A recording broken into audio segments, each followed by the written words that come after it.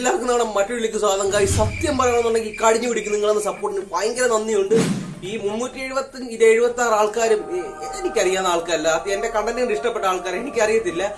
പക്ഷെ ഉണ്ടല്ലോ ഗൈസ്, എന്റെ ഫ്രണ്ട്സിന് പോലും അറിയത്തില്ല. അവന്മാരൊക്കെ അറിഞ്ഞാൽ കളിയാക്കുമായിരിക്കും. പക്ഷെ യാതൊരു സീനും ഇല്ല. നമ്മളെ ഇഷ്ടപ്പെട്ട സബ്സ്ക്രൈബ് ചെയ്യുന്ന എല്ലാവർക്കും 1000 താങ്ക്സ് ഗൈസ്. നമ്മളിങ്ങനെയൊക്കെ തന്നെ ആയിരിക്കും, മാറാനൊന്നും പോകുന്നില്ല.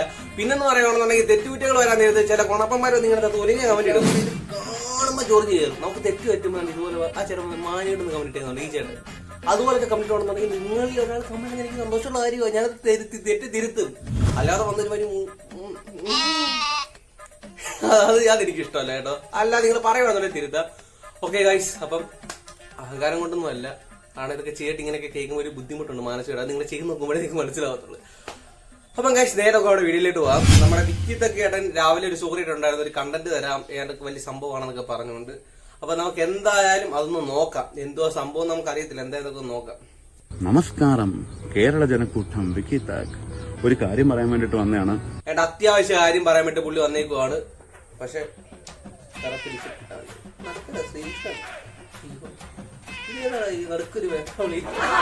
ഇതേപോലെ ക്യാരക്ടറുള്ള കാലമല്ലേ ഗൈസ്. അവർക്ക് ടീഷർട്ട് ഇട്ട് തരുമ്പോ നമുക്കെന്താ, നമുക്ക് ബാക്കി നോക്കാം.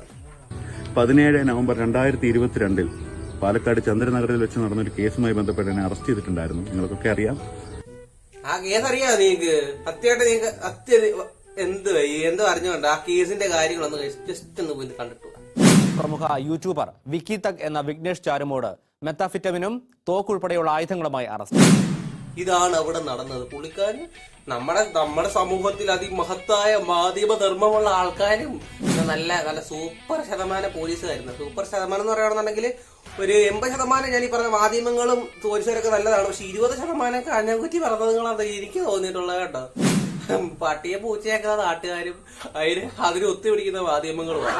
പണ്ടഴിക്ക് ചൂണ്ടിടാൻ പോയി എന്റെ ബൈക്ക് അഭ്യാസം കാണിച്ചത് പറഞ്ഞ് മനോരമ ന്യൂസ് പബ്ലിഷ് ചെയ്തത്. അതിന്റെ വീഡിയോ എന്റെ എനിക്ക് വേറെ IVB ബ്ലോഗ്സ് എന്ന് പറയുന്നത് അതിനകത്ത് കേട്ടിട്ടുണ്ട്. എന്റെ പൊന്നോ, നമ്മുടെ മാധ്യമധർമ്മ സുഹൃത്തുക്കളെ. ആ കേസുമായി ബന്ധപ്പെട്ട് ഞാൻ റിമാൻഡിലായി. പിന്നീട് ഞാൻ പുറത്തിറങ്ങി.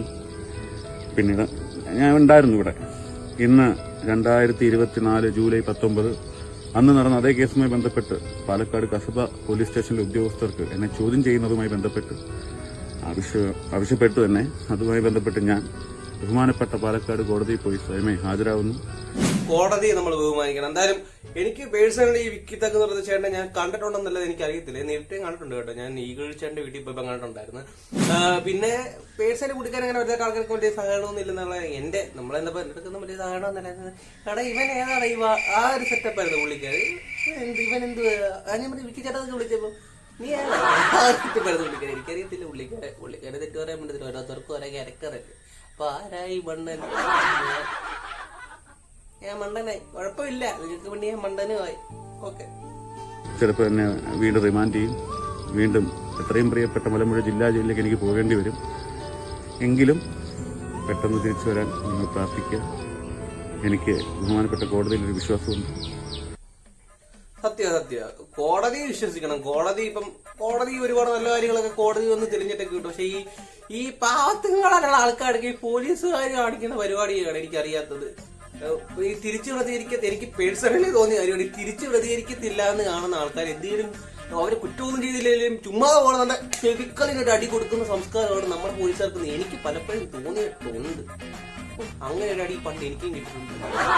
ആലപ്പുഴ ഈ ന്യൂഇയറിന് പോയപ്പോ വണ്ടിക്കകത്ത് ഒരു ബിയർ ഇടുന്നെന്നും പറഞ്ഞു പൊട്ടിക്കാത്ത ബിയറായിരുന്നു. ബില്ല് വരെ ഉണ്ടായിരുന്നു. പക്ഷെ അതിനെ പിടിച്ചിട്ട് ഞങ്ങളെ ഒരു 18 പേര്, അയ്യോ ഞങ്ങളെ അന്ന് എനിക്കെങ്ങാണ്ട് 22 വയസ്സോ എങ്ങാണ്ടേ ഉള്ളു. എന്റെ കൂടെ വന്ന ചേട്ടന്റെ ഒക്കെ ചെവിക്കലടിച്ച് പൊട്ടിച്ചില്ലെന്നേ ഉള്ളു. അയ്യോ, അതിനകത്ത് കിടക്കുന്ന ക്രിമിനൽസിനൊക്കെ ഒന്ന് കാണുന്നതായിരുന്നു. എന്റെ പൊന്നോ, അങ്ങനെയുള്ള പോലീസുകാരടിച്ച് കിണ്ടിയായിട്ട് എന്തൊക്കെ കാണിക്കുന്നു. എല്ലാരും അല്ല, ഇനി എല്ലാരും അങ്ങനെ ആണെന്ന് ഞാൻ പറഞ്ഞതൊന്നും ആരും ചെന്ന് പറഞ്ഞേക്കുന്നു. ആളെ ഓരൊക്കെ പൊക്കിയെടുത്തിട്ട് ഇടിക്കും. അതേ ഇനി എന്നെ വീണ്ടും പിടിച്ചകത്തിട്ട് സഞ്ജു ടെക്കിയോട് ചെയ്ത പോലെ ഒന്നും ചെയ്യരുത്. എനിക്കൊരു ജയിലിൽ പോലെ മാസൊന്നും അല്ല പുള്ളിക്കാരൻ, മാസ് കാണിക്കൊന്നും അല്ല.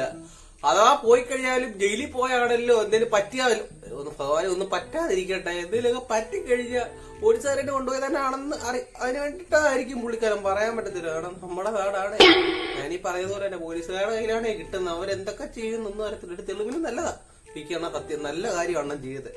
ഇത് റിയൽ ലൈഫായി മാറിക്കൊണ്ടിരിക്കുകയാണ് എന്റെ ജീവിതത്തിൽ.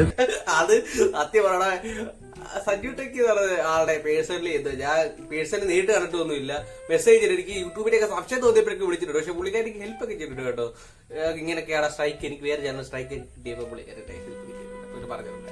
പക്ഷെ പുള്ളിക്കാരനെ എനിക്ക് ഈ കണ്ണന് വേണ്ടി കാണിക്കുന്നതായിരിക്കണം. പേഴ്സണൽ ലൈഫ് എങ്ങനെ നമുക്ക് അറിയത്തില്ല. പിന്നെ വേറെ കാര്യം ആണെന്നുണ്ടെങ്കിലും മിസ്റ്റർ ഇന്ത്യൻ ഹാക്കർ ആണെങ്കിലും ചെയ്യുന്ന കണ്ടന്റ് ഒക്കെ തന്നെ അത് അവരെ ഓരോരുത്തരുടെ ക്രിയേറ്റിവിറ്റി അനുസരിച്ച് കണ്ടന്റ് ചെയ്യുന്നു. ഇപ്പൊ ഞാനിപ്പോ അർജുൻ ചേട്ടൻ ചെയ്യുന്നതാണെന്ന് അനിമയായിട്ട് ചെയ്യുന്നതാണെന്നുണ്ടെങ്കിലും അഷ്കർടെക്ക് ചേട്ടൻ ചെയ്യുന്നതാണെന്നുണ്ടെങ്കിലും ചേട്ടനല്ല അഷ്കർടെക്ക് എന്നെങ്കിലും ഇളയതായിരിക്കും.